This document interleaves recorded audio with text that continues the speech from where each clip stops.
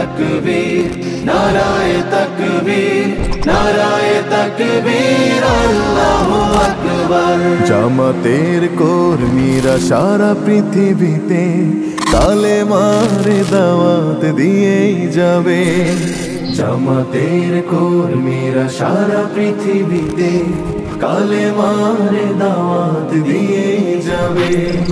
কোরআনের আলোকে সমাজ বিনির্মাণ, কোরআনের আলোকে সমাজ বিনির্মাণ, হাজার জুলুম বাধা উতরে যাবে।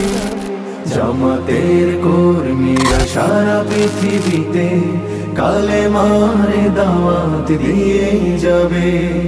জামাতের কর্মীরা সারা পৃথিবীতে কালেমার দাওয়াত দিয়েই যাবে।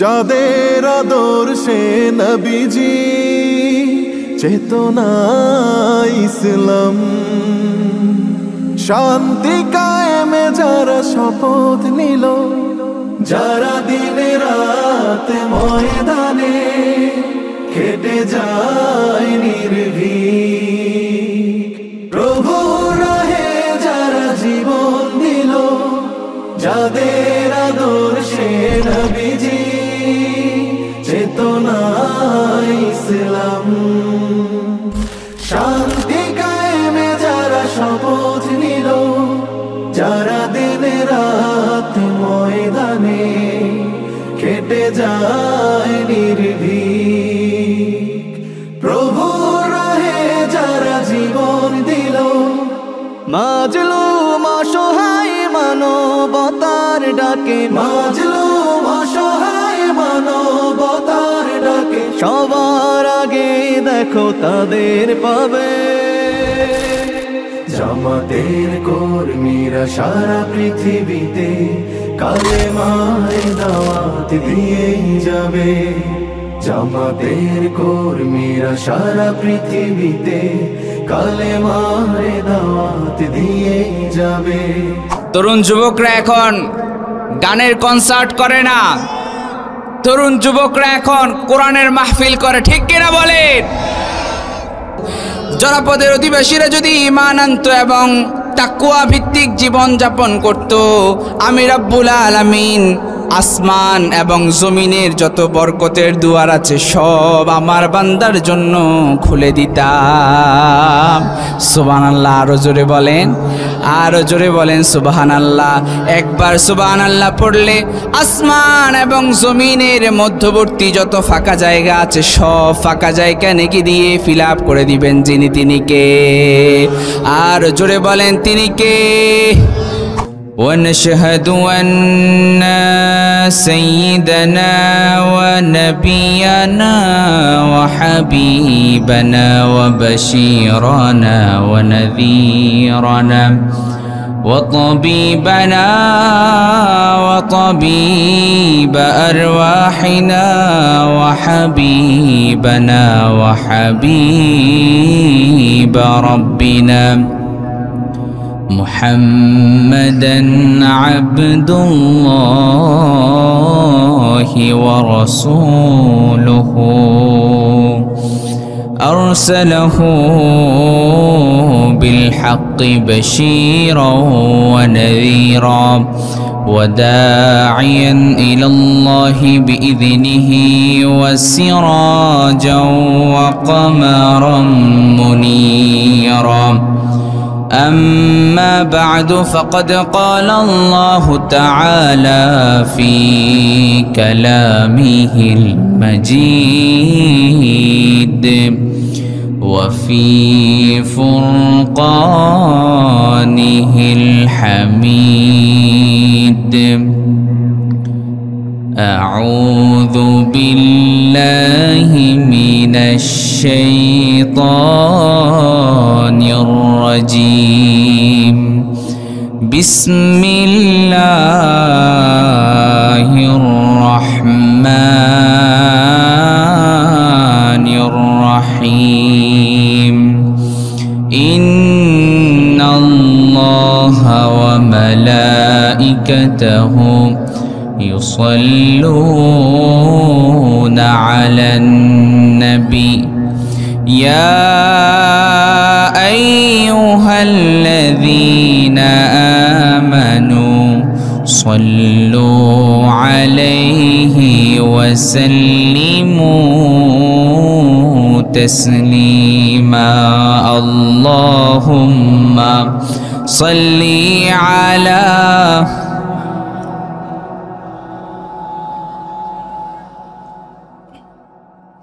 وعلى آل سيدنا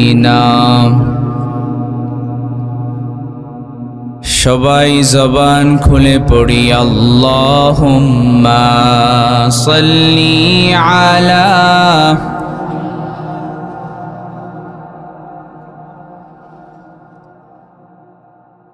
ওয়া আলা আলি সাইয়্যিদিনা আল্লাহুম্মা সাল্লি আলা মুহাম্মাদ وعلى آل محمد كما صليت على إبراهيم وعلى آل إبراهيم إنك حميد مجيد اللهم بارك على محمد وعلى آل محمد كما باركت على إبراهيم وعلى آل إبراهيم إنك حميد مجيد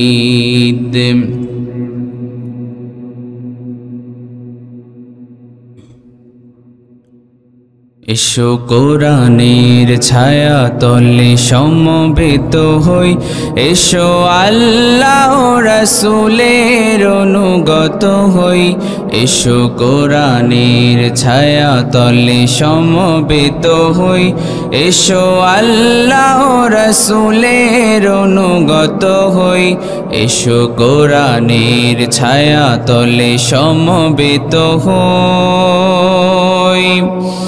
এসো আল্লাহর গুণগান করি এসো তারি পথে জীবন গড়ি এসো আল্লাহর গুণগান করি এসো তারি পথে জীবন গড়ি আল্লাহর নাম নিলে তাতে যদি সুখ মেলে আল্লাহর নাম নিলে তাতে যদি সুখ মেলে কেন সেই নাম থেকে দূরে সরে রই কেন সেই নাম থেকে দূরে সরে রই এসো কোরআনের ছায়া তলে সমবেত হই এসো আল্লাহ রাসূলের অনুগত হই এসো কোরআনের ছায়া তলে সমবেত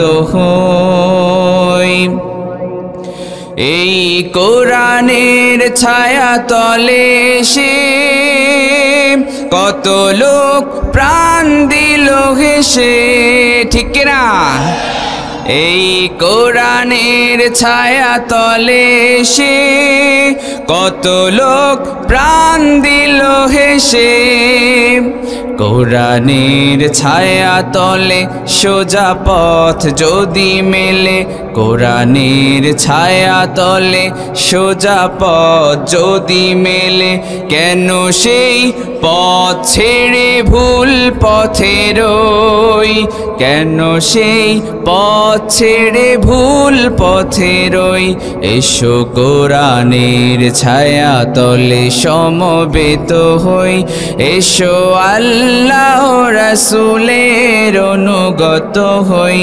এসো কোরআনের ছায়া তলে সমবেত হই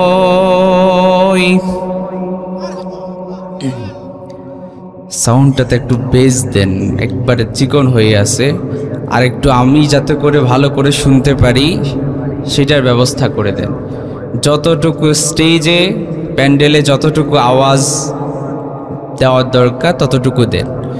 আমি খুব ভালো করে শুনতে পাচ্ছি না, আরেকটু জোরে দিবেন আমি যাতে করে খুব ভালো করে শুনতে পারি। প্রিয় ভাইয়েরা, বসে যান, আমরা অল্প কয়েক মিনিট কিছু কথা বলবো, খুব দরকারি কথা আমরা বলার চেষ্টা করব। যারা দাঁড়িয়ে আছেন কষ্ট করে বসে যান, কোরআন থেকে কথা শুনলে সওয়াব আছে না নাই? যারা দাঁড়িয়ে থেকে কষ্ট করে শুনে, এত কষ্ট করে এই চমৎকার যারা আয়োজন করছে, আপনাদের বসার জন্য আয়োজন করছে, আর আপনারা দাঁড়িয়ে আছেন, এটা কি সুন্দর দেখায়? আমার ভাইয়েরা কষ্ট পাবেন না, সবাই বসে যান, সবাই বসে যান।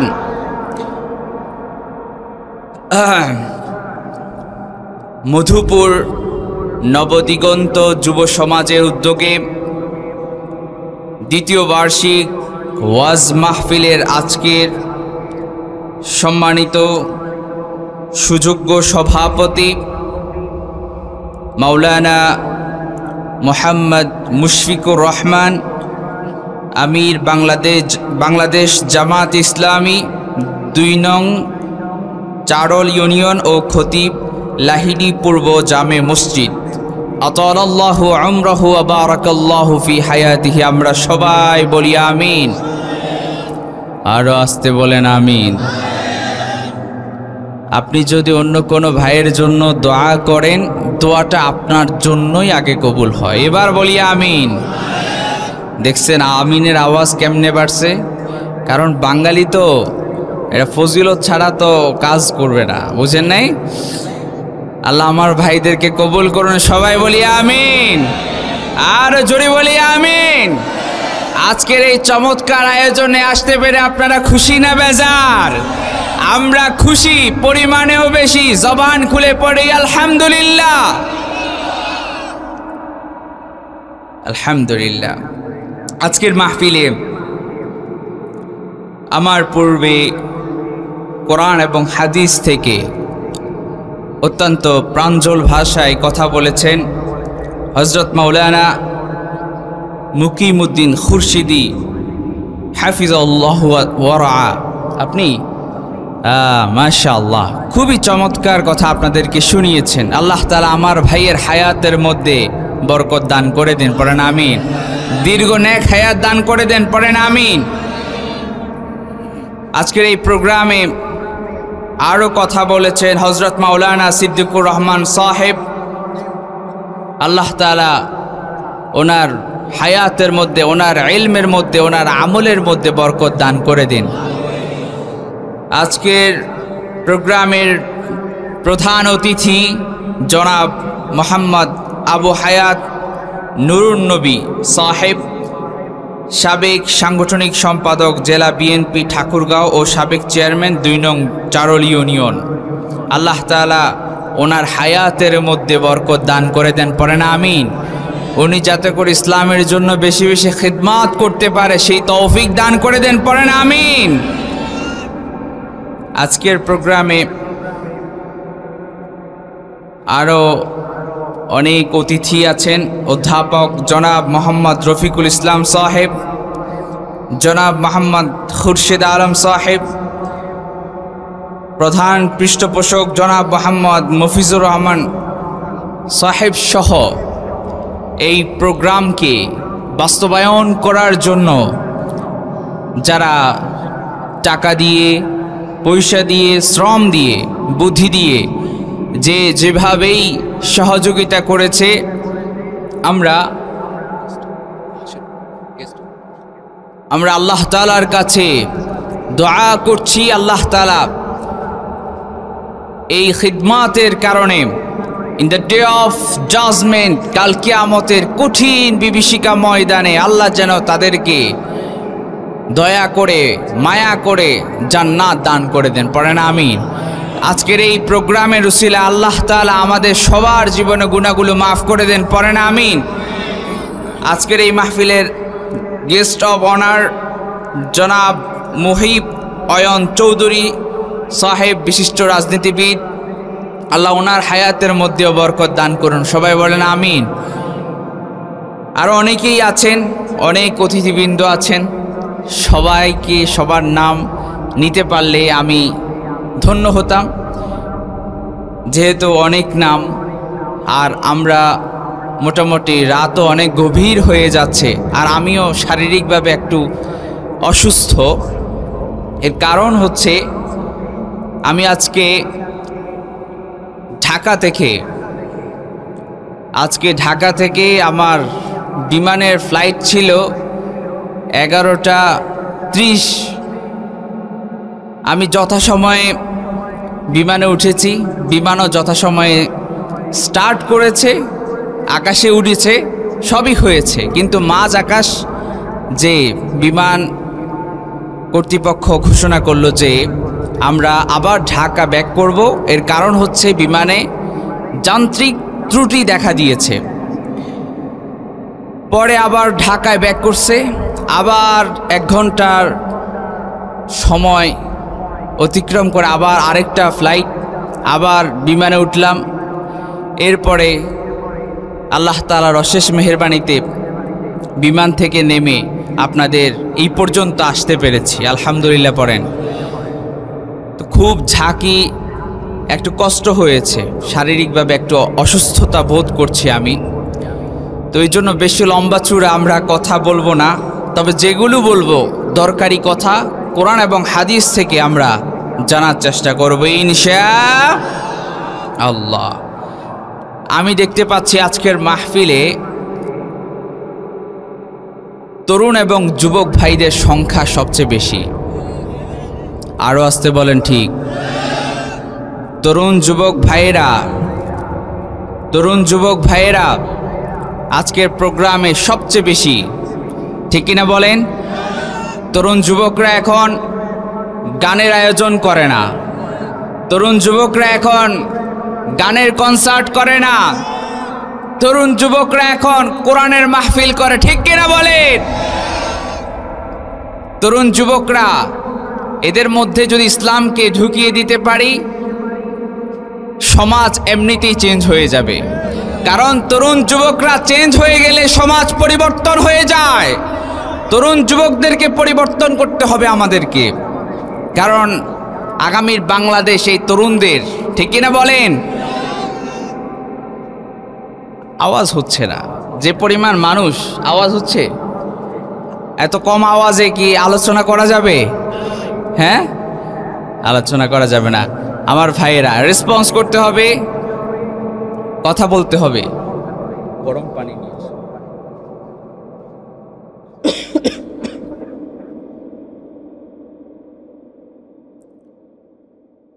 উপস্থিত হযরত উলামায়ে কেরাম, মুরব্বিয়ানে কেরাম, স্কুল, কলেজ, ইউনিভার্সিটি এবং মাদ্রাসা পড়ুয়া আমার ছাত্র ভাইয়েরা, পর্দার অন্তরাল থেকে যারা শুনছেন, আমার শ্রদ্ধেয়া সম্মানিতা মা এবং বোনেরা, প্রাণ প্রিয় ঠাকুরগাঁওবাসী, আপনারা সবাই কেমন আছেন? আমাদেরকে ভালো রেখেছেন যিনি, আওয়াজ করে বলেন তিনি কে? আল্লাহর নাম আরেকটু জোরে নেওয়া যায় না?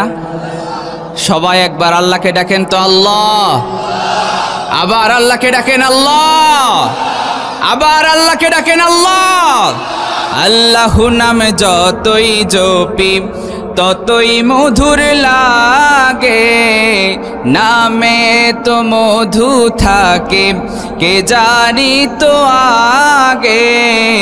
আল্লাহু নাম যতই জপি ততই মধুর লাগে, নামে তো মধু থাকে কে জানি তো আগে। সবাই আবার ডাকেন আল্লাহ। আবার বলেন আল্লাহু আকবার। আরো জোরে বলেন আল্লাহু আকবার। আলোচনা শুনতে হলে তো আগে একটু চাঙ্গা হতে হবে। এখানে আসছেন, এরপরে হুজুর আলোচনা করছে, বাড়িতে চলে গেলেন, কিন্তু কিছুই নিয়ে যেতে পারলেন না, কিছুই শিখতে পারলেন না। লাভ আছে? এই যে এত সুন্দর করে প্যান্ডেল করে, এত টাকা খরচ করে, এত কিছু করে এই মাহফিলের কোনো ফায়দা আছে? তো এই জন্য কিছু কথা নিয়ে যেতে হবে সবাই তাকবীর দেন, লিল্লাহে তাকবীর। আবার তাকবীর দেন, লিল্লাহে তাকবীর। তাকবীর দিতে আপনাদের ভয় লাগে, খারাপ লাগে? হ্যাঁ, কারো কাছে কি ভয় লাগে? আগে ভয় লাগতো? আগে ভয় লাগতো না? মাশাআল্লাহ মাশাআল্লাহ, যাক আপনাদের সাহস আছে, বোঝা যাচ্ছে সাহস আছে। আমরা তাকবীর দিব একজনের নামে, তিনি কে? আরো জোরে বলেন, তিনি কে? আল্লাহর নামে তাকবীর হবে। কোনো নেতা নেত্রী স্লোগান দেওয়ার আগে আল্লাহর নামে তাকবীর দিবেন। সওয়াব আপনার আমল নামায় দান করবেন কে? আরো জোরে বলেন, কে? নাস্তিকতা নিপাত যাক, দিন ইসলামে জিন্দাবাদ। নাস্তিকতা নিপাত যাক, দিন ইসলামে জিন্দাবাদ। কোটি প্রাণের একই আওয়াজ, খোদাদ্রোহী ছাড় পাবে না, এই বাংলায় ঠাই হবে না। মুসলমানরা জেগেছে আজ, ও জোর কদমে সামনে চলো, বজ্র কণ্ঠে আওয়াজ তুলো, সবাই মিলে একই তালে দাও না স্লোগান, নারায়ে তাকবীর, নারায়ে তাকবীর। ইসলামেরই জন্য আমরা হয়েছি জন্ম, ইসলামের জন্য আমরা যদি রক্তের প্রয়োজন হয় তাও দিতে রাজি আছি না নাই? ইসলামের জন্য, এই কোরআনের জন্য যদি রক্ত দিতে হয়, জীবন দিতে হয়, কারা কারা প্রস্তুত আছে? দুহাত তুলে আল্লাহকে দেখায় দেয়।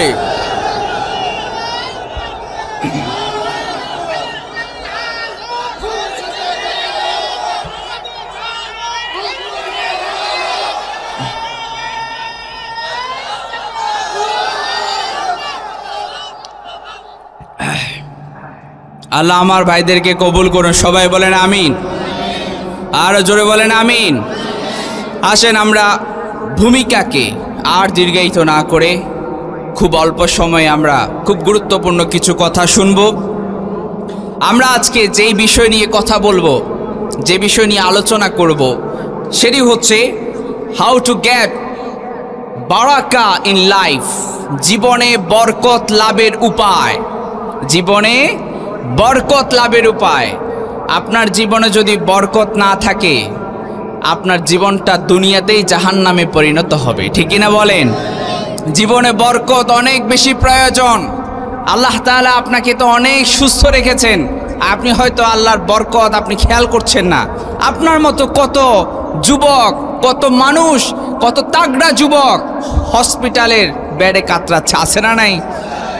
আল্লাহ আপনাকে বরকত দিয়েছেন বিধায় আপনি এখনো সুস্থ সাবলীল, আপনি এখনো আছেন, আলহামদুলিল্লাহ পড়েন। তাহলে আমাদের জীবনে আমরা বরকত কিভাবে হাসিল করব, কিভাবে বরকত অর্জন করব, আজকে আমরা এই বিষয়ে কথা শুনবো ইনশাআল্লাহ। আরো জোরে বলেন ইনশাআল্লাহ। তাহলে আজকে আমাদের আলোচ্য বিষয়, আমি আজকে এখানে আসার আগে কয়েকজনকে জিজ্ঞেস করলাম যে ভাই আপনাদের এলাকায় কি ধরনের আলোচনা মানুষ পছন্দ করে। আমাকে বলল যে এখানে একটু কিচ্ছা বা কোরআনের কিচ্ছা শোনালে আপনারা বেশি খুশি হন, এটা আমি জানি। কিন্তু আমরা আজকে এমন বিষয় জানবো যে বিষয়টা আমরা যদি আমল করতে পারি, আমি আল্লাহর নামের কসম করে বলতে পারি যে আপনার জীবনে আল্লাহ তাআলা এত বরকত দিবেন, এত বরকত দিবেন। আপনি জীবনে বরকত না থাকে তাহলে আপনার জীবনটা কি হয়ে যাবে? দুনিয়াতেই জাহান্নাম হয়ে যাবে। বরকত সেখানেই থাকে যেখানে হালাল আছে, হালাল আছে যেখানে বরকত আছে। আরো জোরে বলেন বরকত আছে সেখানে। আমি একটা উদাহরণ দিয়ে এরপরে মূল আলোচনায় ঢুকছি।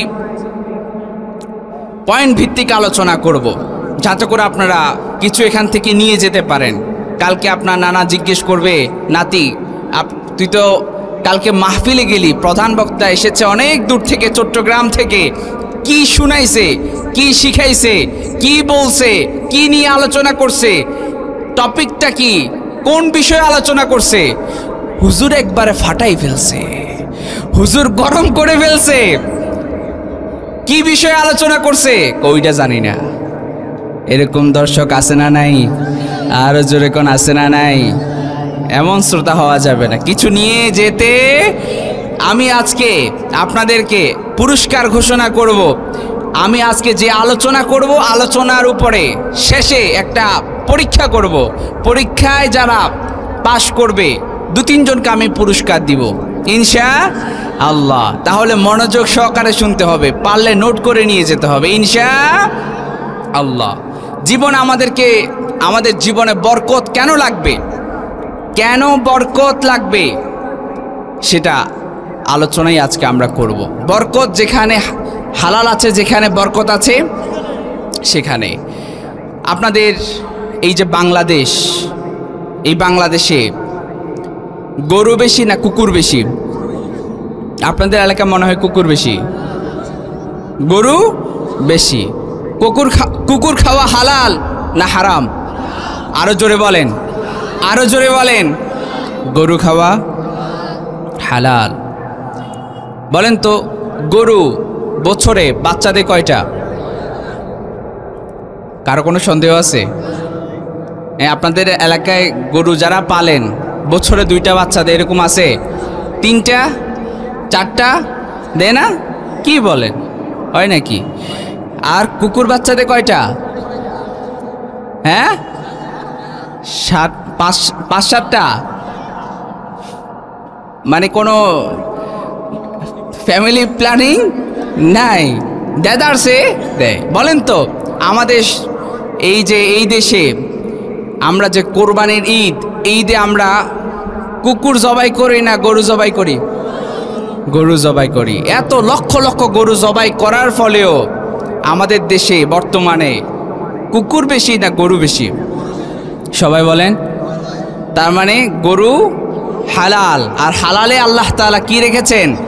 বরকত রেখেছেন। সুবহানাল্লাহ পড়বেন না? বরকত আমাদের লাগবে। জীবনে যদি আপনি বরকত পেতে চান, খুব মনোযোগ সহকারে শুনেন, জীবনে যদি আপনি বরকত পেতে চান, বারাকা পেতে চান, 1 নম্বরে আপনাকে ঈমান আনতে হবে এবং তাকওয়া ভিত্তিক জীবন যাপন করতে হবে। আওয়াজ করে বলেন, 1 নম্বর আমাদের কি আনতে হবে? ঈমান আনতে হবে। এখন এই ঈমানের কথা বলতে গেলে আপনি বলবেন, হুজুর আমারে ঈমানের কথা শিখাইয়েন না, ঈমানের কথা বলিয়েন না, কারণ আমি পাক্কা ঈমানদার। আছে না নাই? আমি পাক্কা ঈমানদার, আমি পাক্কা মুমিন, আমি হাজী সাহেব। আছে না এরকম? দেখবেন কিছু মানুষ হজ করে তার নামের একটা লকব দেওয়ার জন্য, যে আমার নামে 1বার হজ করলে হাজী, 2বার হজ করলেও হাজী, 3বার হজ করলে তাকে যদি আপনি আলহাজ না বলেন অনেক গুসা করবে। হ্যাঁ আমার ভাইয়েরা, জীবনে যদি আপনি বরকত পেতে চান 1 নম্বরে ঈমান আনতে হবে। শুধু মুখে মুখে আপনি যদি লা ইলাহা ইল্লাল্লাহ মুহাম্মাদুর রাসূলুল্লাহ এইটুকু যদি আপনি বলেন, আপনি ঈমানদার হতে পারবেন না। আপনি ঈমানের দাবিগুলো পূরণ যদি না করেন, মুখে মুখে শুধুমাত্র লা ইলাহা ইল্লাল্লাহ বললে ঈমানদার হতে পারবেন না। আপনি একদিকে নিজেকে ঈমানদার দাবি করেন, একদিকে নিজেকে মুমিন দাবি করেন, একদিকে নিজেকে পাক্কা ঈমানদার দাবি করেন, আর আরেকদিকে সুদ খান, ঘুষ খান। এই ধরনের লোক আপনাদের এলাকায় নাই। এখন থেকে মাঠে যারা উঠে যাবে বুঝতে হবে এরা সুদের সাথেও সম্পৃক্ত আছে, ঘুষের সাথেও। এবার উঠেন, এবার উঠেন, একবার ভালো করে দেখবেন কে উঠে। যে উঠবে বুঝবেন হয়তো সুদের সাথে সম্পৃক্ত আছে, না হলে ঘুষের সাথে আছে। ঠিক কিনা? চিল্লায় বলেন ঠিক কিনা? 1 নম্বর ঈমান আনতে হবে। কি আনতে হবে? ঈমান আনতে হবে। 2 নম্বর তাকওয়া ভিত্তিক জীবন যাপন করতে হবে। এবার আপনারা বলতে পারেন, হুজুর তাকওয়া কি? তাকওয়া ইটস অ্যান আরবিক ওয়ার্ড। এর বাংলা অর্থ হচ্ছে ভয় করা, ভীতি অর্জন করা, আল্লাহকে ভয় করে যাবতীয় হারামকে বর্জন করা। যে ব্যক্তি আল্লাহকে ভয় করবে সে কি সুদ খেতে পারে? আরো জোরে বলেন, যারা আওয়াজ করে না মনে হয় আছে নাকি? যে ব্যক্তি সুদ খায় সে কি আল্লাহকে ভয় করে? যে ব্যক্তি ঘুষ খায় সে কি আল্লাহকে ভয় করে? যার হৃদয়ে আল্লাহর ভয় আছে সে কখনো সুদ খেতে পারে না। সে কখনো ঘুষ খেতে পারে না, সে কখনো টেন্ডারবাজি চাঁদাবাজি করতে পারে। আরো জোরে বলেন। যার হৃদয়ে আল্লাহর ভয় আছে সে কখনো অপরাধে যুক্ত হতে পারে না। আর যার হৃদয়ে আল্লাহর ভয় নাই, আল্লাহর ভয় যার হৃদয়ে নাই, তার দ্বারা সব সম্ভব। ঠিক কিনা বলেন? তার দ্বারা সব সম্ভব। সমাজে যত অন্যায় যত অপরাধ আছে তার দ্বারা সব সম্ভব। তাহলে 1 নাম্বার আমাদেরকে ঈমান আনতে হবে এবং তাকওয়া ভিত্তিক জীবন যাপন করতে হবে। রব্বুল আলামিন বলেন, লাউ আন্না আহলাল কুরা আমানু ওয়াত্তাকাউ লাফাতাহনা আলাইহিম বারাকাতিম মিনাস সামাই ওয়াল আরদ। সবাই আওয়াজ করে বলি আল্লাহু আকবার। রব্বুল আলামিন বলেন, লাউ আন্না আহলাল কুরা আমানু, আমার ভাইয়েরা, আল্লাহ তাআলা বলছেন, লাউ আন্না আহলাল কুরা আমানু, জনপদের অধিবাসীরা যদি ঈমান আনতো। কি আনতো? সবাই বলেন কি আনতো? জনপদের অধিবাসীরা যদি ঈমান আনতো এবং তাকওয়া ভিত্তিক জীবন যাপন করত, আমি রব্বুল আলামিন আসমান এবং জমিনের যত বরকতের দুয়ার আছে সব আমার বান্দার জন্য খুলে দিতাম। সুবহানাল্লাহ। আরো জোরে বলেন, আরো জোরে বলেন সুবহানাল্লাহ।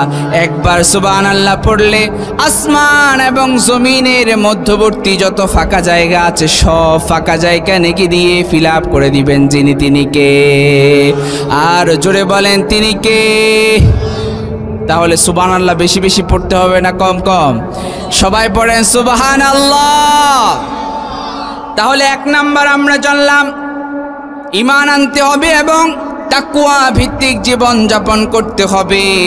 তাকওয়া এর ডেফিনিশন কি? তাকওয়া এর ডেফিনিশন যদি আপনাদেরকে একটা ঘটনা হাদিস থেকে সুনানে বাইহাকির বর্ণনায় একটি ঘটনা আপনাদেরকে শোনালে আপনারা ভালো করে তাকওয়াটা বুঝতে পারবেন। শুনবেন তো ইনশাআল্লাহ? শুনবেন ইনশাআল্লাহ? আওয়াজ নাই, আওয়াজ না, এই আওয়াজে হবে না। শুনবেন ইনশাআল্লাহ? সুনানে বাইহাকির বর্ণনায় আব্দুল্লাহ ইবনে উমর রাদিয়াল্লাহু তাআলা আনহু, তিনি তার সফর সঙ্গীদেরকে সাথে নিয়ে সফরে বের হলেন। কোথায় বের হলেন? আব্দুল্লাহ ইবনে উমর রাদিয়াল্লাহু তাআলা আনহু তিনি তার সফর সঙ্গীদেরকে নিয়ে সফরে তিনি বের হলেন। বের হওয়ার পরে জোহরের সময় হয়ে গেল, দুপুরের সময় হয়ে গেল। দুপুরের সময় যখন হয়ে গেল, খাবার খাওয়ার দরকার আছে না নাই? হ্যাঁ, দুপুরবেলা আপনারা খাবার খান না? লাঞ্চ করার দরকার আছে না নাই? হ্যাঁ, সবাইকে উদ্দেশ্য করে বললেন যে তোমরা সবাই দস্তরখানা বিছিয়ে বসে যাও, আমরা একসাথে খাবার গ্রহণ করব। আব্দুল্লাহ ইবনে উমর রাদিয়াল্লাহু তাআলা আনহু বললেন, ও আমার সফর সঙ্গীরা, তোমরা সবাই বসে যাও, আমরা খাবার গ্রহণ করব, দুপুরের লাঞ্চ করব। ইন দ্য মিনটাইম ঠিক ওই সময় ওই দিক দিয়ে একজন রাখাল পাশ দিয়ে অতিক্রম করছিলেন। রাখাল যখন পাশ দিয়ে অতিক্রম করছেন, রাখালকে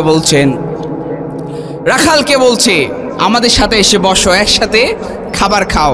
ওই রাখাল মরুভূমিতে ছাগলের পাল কিংবা ভেড়ার পাল নিয়ে হাজির হয়েছেন। রাখালকে বলল আমাদের সাথে এসে বসো, একসাথে আমাদের সাথে খাবার গ্রহণ করো। সে রাখাল বলল যে না, আমি খেতে পারবো না। কেন? আমি রোজা রেখেছি।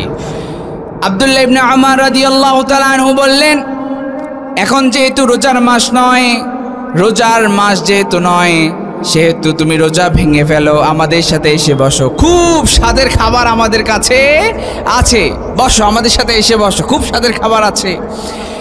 ওই রাখাল বলল যে না, আমি সেই 0 দিনের জন্য আমল করে যাচ্ছি যেই দিন কেউ কাউকে চিনবে না, যেই দিন কেউ কাউকে চিনবে না, যেই দিন মা তার সন্তানকে চিনবে না, স্বামী তার স্ত্রীকে চিনবে না, স্ত্রী তার স্বামীকে চিনবে না, সেই কঠিন বিভীষিকা ময়দানের জন্য আমি আমল করে যাচ্ছি। আব্দুল্লাহ ইবনে উমর রাদিয়াল্লাহু তাআলা আনহু ওই রাখালের তাকওয়া দেখে, তার আল্লাহর ভয় দেখে তাকে আরেকটু জাস্টিফাই করা শুরু করলেন, তাকে আরেকটু পরীক্ষা করা শুরু করলেন যে দেখি সে কেমন তাকওয়াবান, একটু তাকে জাস্টিফাই করি। তাকে বলল যে আচ্ছা ঠিক আছে, তুমি খাবার খাওয়ার দরকার নাই, তোমার যে ছাগলের পাল আছে এখান থেকে আমার কাছে একটা বিক্রি করে দাও। কয়টা? সবাই বলেন কয়টা? একটা বিক্রি করে দাও। সে বলল এটা, এই ছাগলের পাল এটা আমার না, এটা আমার মালিকের, আমি বিক্রি করতে পারবো না, আমার মালিকের অনুমতি ব্যতীত আমি বিক্রি করতে পারবো না। আব্দুল্লাহ ইবনে ওমর রাদিয়াল্লাহু তাআলা আনহু তাকে আরেকটু ফুসলাচ্ছেন যে আমাদের কাছে বিক্রি করে দাও, তোমার মালিককে একটা বুঝ দিয়ে দিতে পারবা যে বাঘের আক্রমণ হয়েছে, একটা বুঝ দিয়ে দিতে পারবা। তখন ওই রাখাল কি বলছে শুনবেন? ওই রাখাল বলছে আমি আমার মালিককে বুঝ দিয়ে দিতে পারবো ঠিক, আমার মালিক দেখবে না ঠিক, আমার মালিকের মালিক, আপনার মালিক, গোটা বিশ্বজাহানের মালিক আইনাল্লাহ, আল্লাহু আকবার, আইনাল্লাহ, আল্লাহ কোথায়? আল্লাহ তো সব দেখছেন। সুবহানাল্লাহ পড়বেন না? কেমন তাকওয়া, কেমন আল্লাহর ভয়, এটাই আপনাদেরকে বুঝাতে চাচ্ছি। যার হৃদয়ে আল্লাহর ভয় থাকবে তার দ্বারা কোনো অপকর্ম, কোনো খারাপ কাজ হবে না। আমার ভাইয়েরা, সাইয়েদনা ওমর ফারুক রাদিয়াল্লাহু তাআলা আনহুকে আপনারা চিনেন? সাইয়েদনা ওমর ফারুক রাদিয়াল্লাহু তাআলা আনহুকে চিনেন না আপনারা? ইসলামের দ্বিতীয় খলিফা। তিনি নরম সাহাবী ছিলেন না গরম? কথা বলেন। যেই রাস্তা দিয়ে হাঁটতেন ওই রাস্তায় শয়তানও এত গরম ছিলেন সাইয়েদনা ওমর ফারুক রাদিয়াল্লাহু তাআলা আনহু। তার শাসন আমলে মা তার মেয়েকে বলছে যে উটনির দুধ দহন করে নিয়ে আসছি, পানি মিশাও, দুধে পানি মিশাও। কি মিশাও? দুধে পানি মিশাও। মেয়ে বলছে মা তুমি জানো না যে ওমর বলছে যে খাবারে পানি মিশানো যাবে না, 2 নাম্বারই করা যাবে না। মা বলছে মেয়ে, আরে আমার পাগল মেয়ে, ওমর কি এখানে দেখছে নাকি? এখন তো রাত এবং আমাদের ঘরের মধ্যে এই অবস্থাতে ওমর দেখছে না। তখন মেয়ে বলছে মা ওমর দেখছে না ঠিক, আমার মালিক, ওমরের মালিক, গোটা বিশ্বজাহানের মালিক আল্লাহ তো আমাদেরকে দেখছেন। সুবহানাল্লাহ পড়েন। আমার ভাইয়েরা, তাহলে এই যে আল্লাহর ভয়, এই আল্লাহর ভয় যার মধ্যে থাকবে তাকে আপনি পুলিশ দিয়ে পিটাইয়াও তার দ্বারা খারাপ কাজ আপনি করতে পারবেন না। ঠিক কিনা বলেন? আপনারা কি আমার কথা বুঝতেছেন? শেষ পর্যন্ত কারা কারা থাকবেন দেখি হাত তুলে দেখে লিল্লাহে তাকবীর। একটু বসে যান। উঠাউঠি করলে আলোচনা শুরু থেকে নষ্ট হয়ে যায়, উঠাউঠি করলে সমস্যা হয়ে যায়। প্রিয় ভাইয়েরা সুন্দর করে বসে যান। তাহলে আমরা 1 নাম্বার জানলাম, জীবনে যদি বরকত পেতে চান, জীবনে যদি বারাকা পেতে চান, 1 নাম্বার হচ্ছে ঈমান আনতে হবে এবং তাকওয়া ভিত্তিক জীবন যাপন করতে হবে। 2 নাম্বার খুব গুরুত্বপূর্ণ, এই আমল আমি নিজে করেছি এবং আমি বরকত পেয়েছি, আলহামদুলিল্লাহ পড়েন। এই আমল আপনাদেরকেও শিখিয়ে যাচ্ছি। সবসময় শুধু ঘটনা শুনলে হবে না, এমন কিছু শিখতে হবে যেটা আপনার বাস্তব জীবনে আমল করলে আপনিও ফলাফল পাবেন। আজকে আপনাদেরকে আমি আমার জীবনের, বাস্তব জীবনের ফলাফল থেকে আপনাদেরকে বলছি। 2 নাম্বার তাকওয়া। 2 নাম্বার, আপনি যদি জীবনে বরকত পেতে চান, 2 নাম্বার হচ্ছে ইস্তেগফার করতে হবে বেশি বেশি। সবাই পড়েন আস্তাগফিরুল্লাহ, সবাই পড়েন আস্তাগফিরুল্লাহ। সাউন্ড আমি পাচ্ছি না, পুরা গলা ফেটে যাচ্ছে। এই অবস্থা আমি কিভাবে আপনাদের সামনে ভালো কথা জোরে বলবো? সম্ভব? বারবার বলতেছে সাউন্ডটা একটু বাড়ান, আমি আর একটু আমার গলা টেনে করে ফেলতেছে। সম্মানিত ভাইয়েরা, তাহলে 2 নাম্বার, যদি আপনি জীবনে বরকত চান, এই সাউন্ডটা তখন কইছিল, জীবনে আপনি যদি বরকত চান তাহলে ইস্তেগফার করতে হবে। কি করতে হবে? সবাই বলেন কি করতে হবে? সবাই পড়েন আস্তাগফিরুল্লাহ। আস্তাগফিরুল্লাহ বাক্যটা ছোট হতে পারে কিন্তু এটার ওজন অনেক বেশি। সুবহানাল্লাহ পড়েন, এটা ওজন অনেক বেশি। ইমাম আহমদ ইবনে হাম্বলকে আপনারা চিনেন? ইমাম আহমদ ইবনে হাম্বল চিনেন না আপনারা? জগৎ বিখ্যাত মুহাদ্দিস ছিলেন ইমাম আহমদ ইবনে হাম্বল। ইমাম আহমদ ইবনে হাম্বল হাদিসের বিশারদ ছিলেন, জগৎ বিখ্যাত মুহাদ্দিস ছিলেন। তিনি এক একটা হাদিস কালেকশনের জন্য দূর থেকে দূর দূরান্তরে ছুটে যেতেন। ইমাম আহমদ ইবনে হাম্বল তিনি হাদিস কালেকশনের জন্য তিনি দূর থেকে দূর দূরান্তরে ছুটে যাচ্ছিলেন। সন্ধ্যা হয়ে গেল। সন্ধ্যা যখন হয়ে গেল তিনি একটা মসজিদে মাগরিবের নামাজ আদায় করলেন। মাগরিবের নামাজ আদায় করার পরে সেখানে এশারের নামাজ আদায় করলেন। এশারের নামাজ আদায় করে চিন্তা করলেন সেখানে রাত কেটে দিবেন, সেখানে রাত যাপন করবেন। কিন্তু মসজিদের ইমাম সাহেব কিংবা খাদেম এসে বলল যে না, এখানে আপনি থাকতে পারবেন না, চলে যান, বের হয়ে যান। তিনি বের হয়ে গেলেন। হাঁটতে হাঁটতে সামনে একটা বাজার পেলেন। সেই বাজারে তিনি গিয়ে একটা রুটি বিক্রেতা, শীত পড়ছিল, রুটি বিক্রেতার দোকান, রুটির দোকানে গিয়ে তিনি বসলেন। বসার পরে সেই রুটি বিক্রেতার একটা আমল দেখলেন।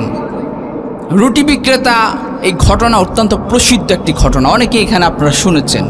বলার উদ্দেশ্য হচ্ছে এই ঘটনার যে বাস্তবতা আছে এটা এই জন্য আপনাদেরকে শোনাচ্ছি। ইমাম আহমদ ইবনে হাম্বল রুটি বিক্রেতার অবাক করা আমল দেখে তিনি অবাক হয়ে গেলেন। রুটি বিক্রেতার রুটি বিক্রি করছে আর পড়ছে আস্তাগফিরুল্লাহ। রুটি বিক্রেতা রুটির খামির বানাচ্ছে আর পড়ছে আস্তাগফিরুল্লাহ। রুটি বিক্রি করার পরে টাকা নিয়ে এই টাকা ডাইরেক্ট তার ক্যাশে রাখছে আর পড়ছে আস্তাগফিরুল্লাহ। এইভাবে প্রতিটা কাজে তিনি যখন আস্তাগফিরুল্লাহ পড়ছেন, ইমাম আহমদ ইবনে হাম্বল তিনি জিজ্ঞেস করলেন, ইয়া শাবাব, তুমি যেভাবে রুটি বিক্রি করছো আর পড়ছো আস্তাগফিরুল্লাহ, আস্তাগফিরুল্লাহ পড়ছো, এটার ফজিলত কি? এটা পড়ে তুমি কি পেয়েছো? তিনি বললেন, আমার জীবন আমি যত দোয়া করেছি সব দোয়া কবুল হয়েছে, একটা দোয়া ছাড়া। আল্লাহু আকবার। একটা দোয়া ছাড়া। কি দোয়া? তিনি বললেন, আমি শুনেছি এই সময়ের জগৎ বিখ্যাত মুহাদ্দিস ইমাম আহমদ ইবনে হাম্বল, ইমাম আহমদ ইবনে হাম্বল জগৎ বিখ্যাত মুহাদ্দিস, তিনার হাতে হাত রেখে, তিনার সাথে যাতে করে একটি সাক্ষাৎ করতে পারি, হাতে হাত রেখে তার কপালে যাতে করে একটা চুমু এঁকে দিতে পারি। তখন ইমাম আহমদ ইবনে হাম্বল তিনি অশ্রু ঝরছিলেন তার চোখ দিয়ে, আর বলছেন যে ইমাম আহমদ ইবনে হাম্বলকে পেতে তার দরবারে যাওয়া লাগবে না, ইমাম আহমদ ইবনে হাম্বল তোমার দরবারে ছুটে এসেছে। আল্লাহু আকবার। শুনতেছেন আমার কথা? উঠাউঠি করা যাবে না ভাইয়েরা, খুব গুরুত্বপূর্ণ। এই আমলগুলো আপনি করলে আপনার জীবনে আপনি বলেন বরকত নাই, বরকত কিভাবে পাবেন? ডেইলি 100 বার করে ইস্তেগফার করেন, আস্তাগফিরুল্লাহ এইটুকু পড়েন, দেখবেন যে আপনার জীবনে বরকত কারে কয়, বরকত কারে কয়, কত প্রকার কি কি আপনি দেখতে পারবেন ইনশাআল্লাহ। এই আমল করা যাবে তো?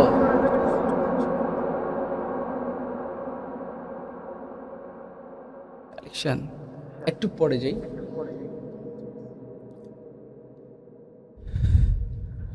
সম্মানিত ভাইয়েরা, কয়টা হয়েছে? 11টা 6। আপনাদের কাছে খারাপ লাগছে? খারাপ লাগছে? শেষ পর্যন্ত থাকা যাবে তো ইনশাআল্লাহ? আমার ভাইয়েরা, কালেকশনের দিকে যাবো, একটা সময় আছে, মানে কালেকশনের বড় থাকবে, কালেকশন করলে মানুষ উঠে যাবে।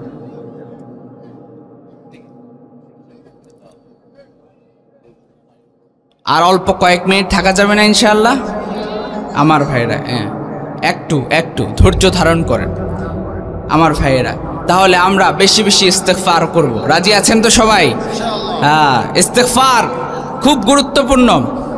আপনার জীবনে বরকতের জন্য বেশি বেশি ইস্তেগফার পড়বেন। আবার একটা ইস্তেগফার আছে সাইয়্যিদুল ইস্তেগফার।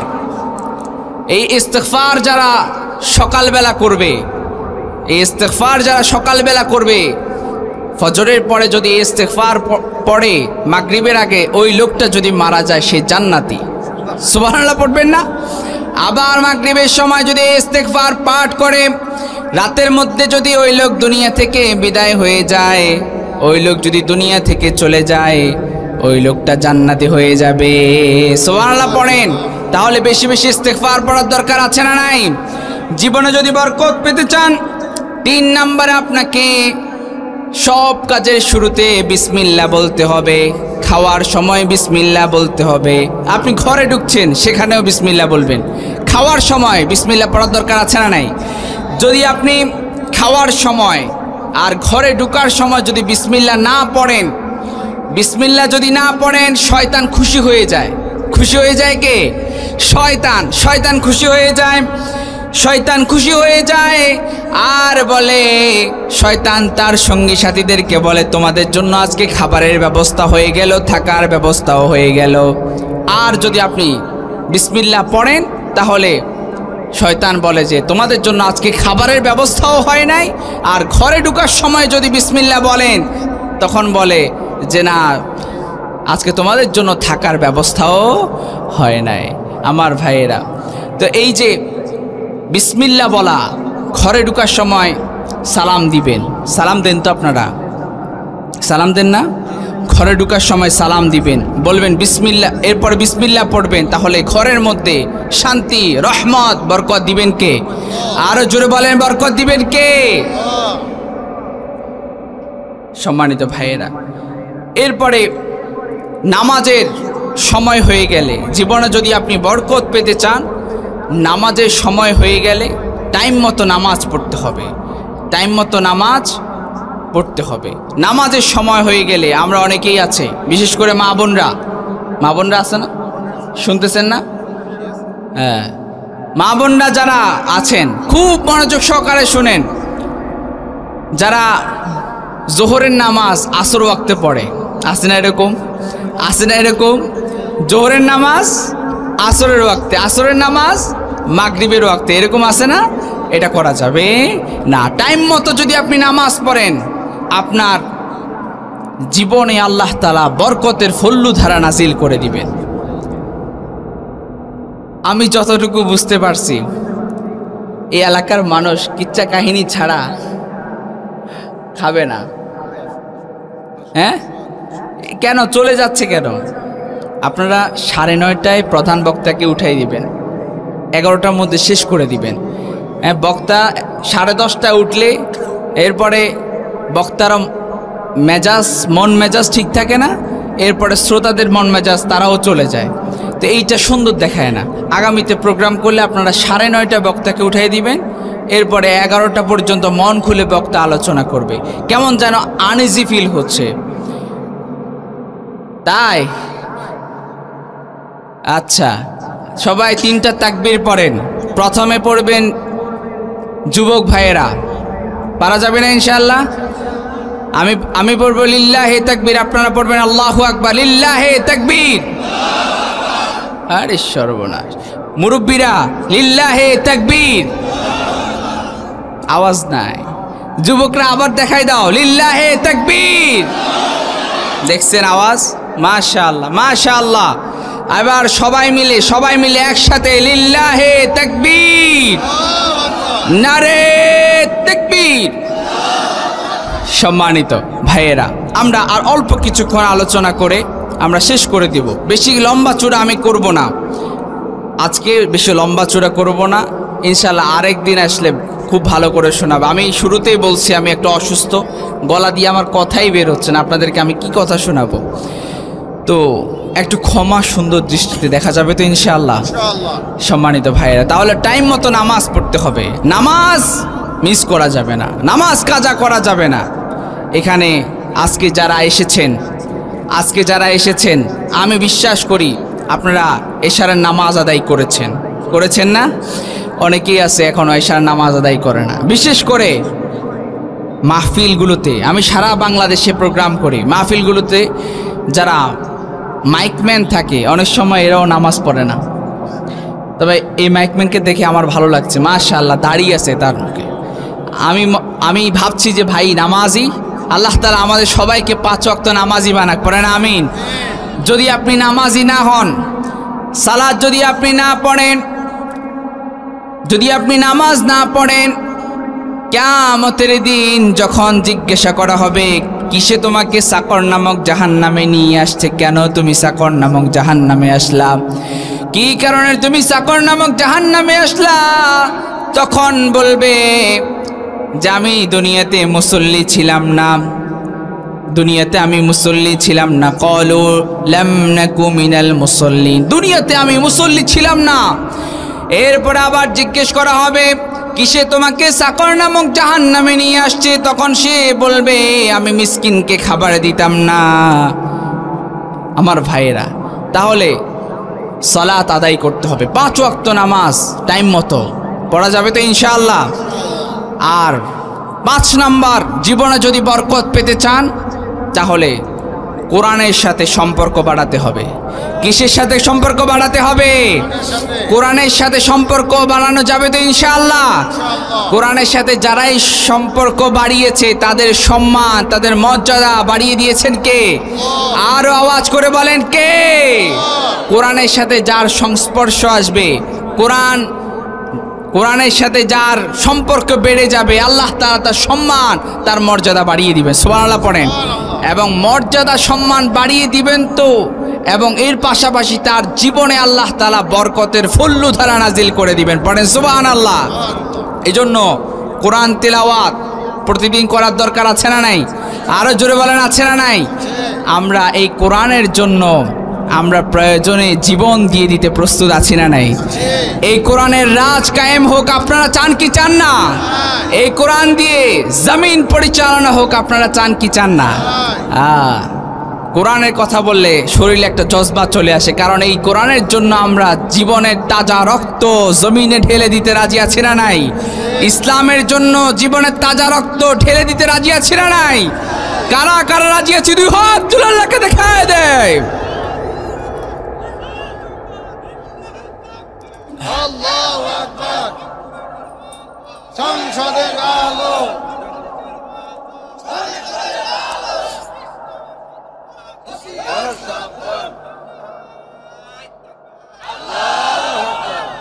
আল্লাহ তাআলা আমাদের সবাইকে কবুল করুন। আরো জোরে বলি আমিন, আরো জোরে বলি আমিন। আপনাদের এই তাফসিরুল কোরআন মাহফিল, এই বিশাল আয়োজন, এই চমৎকার আয়োজনে যারা এই আয়োজন করেছে, আমরা তাদের জন্য আবারও দোয়া করি আল্লাহ তাআলা ওনাদের হায়াতের মধ্যে, ওনাদের রিজিকের মধ্যে বরকত দান করেন।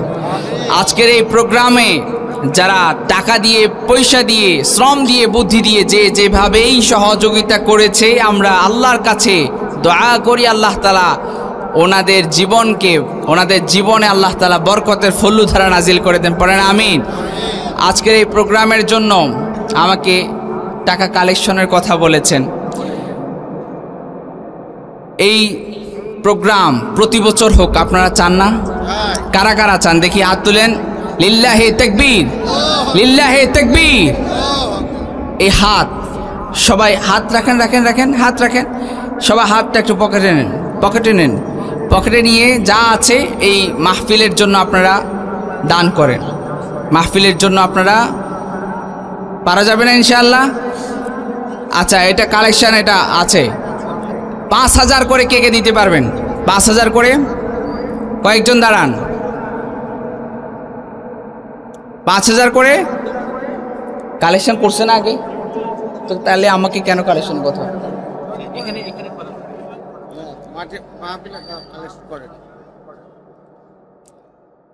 ভাইরা ভাইরা উঠে উঠি করা যাবে। আমরা একবার মুনাজাত করে একসাথে যাব, মুনাজাত করে একসাথে যাব।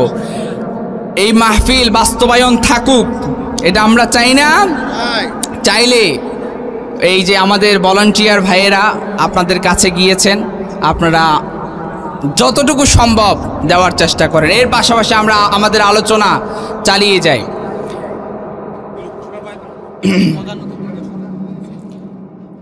আপনাদের মাহফিলের প্রধান অতিথি মাহফিলের জন্য 10,000 টাকা দিয়েছে। পড়েন আলহামদুলিল্লাহ।